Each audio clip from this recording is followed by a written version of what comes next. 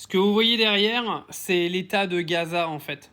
Parce qu'aujourd'hui, bon, tout le monde est content, va y avoir un cessez-le-feu. Donc là, on nous explique sur Serfia, par exemple, les 15 derniers mois à Gaza ont causé plus de 46 000 morts, détruit 66% des bâtiments et rendu près de 70% des terres agricoles incultivables. Un génocide complet, non dénoncé par les pays de l'Occident.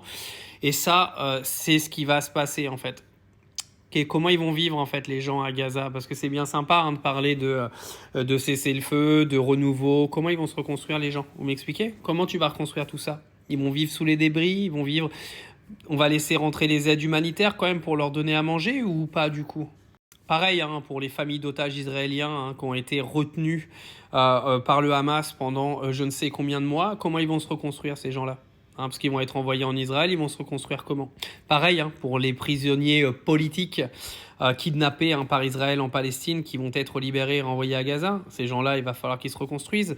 Et comment ils vont faire également les parents qui ont perdu leurs enfants, les frères qui ont perdu leurs sœurs, les enfants qui ont perdu leurs parents, leurs grands-parents, etc. Ils vont se reconstruire comment?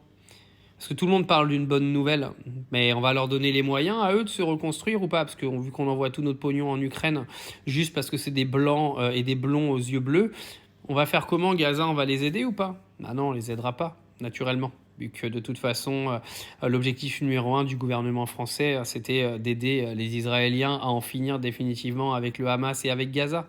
Ça, c'est le résultat, et ça, c'est là-dedans que les gens vont devoir se reconstruire. Juste mets-toi à leur place 2 minutes.